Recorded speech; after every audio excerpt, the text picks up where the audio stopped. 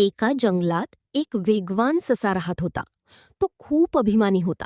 तो नेहमी इतर प्राण्यांची चेष्टा करत असे. एके दिवशी त्याने हळू चालणाऱ्या कासवाची खिल्ली उडवली. कासव शांतपणे म्हणाला, "तू खूप वेगवान आहेस, पण आपण शर्यत लावूया का?" ससा हसला आणि म्हणाला, "ठीक आहे, मी तुला सहज हरवेन." शर्यत सुरू झाली. ससा खूप वेगाने पुढे गेला. कासव मात्र हळूहळू पण थांबता चालत राहिला. ससा विचार करू लागला, कासव तर खूप मागे आहे, थोडा वेळ झोप घेतो. आणि तो झाडाखाली झोपला.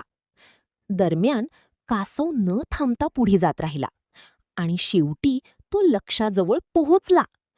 ससा जागा झाला आणि वेगाने धावू लागला, पण तोपर्यंत उशीर झाला होता. कासव शर्यत जिंकला.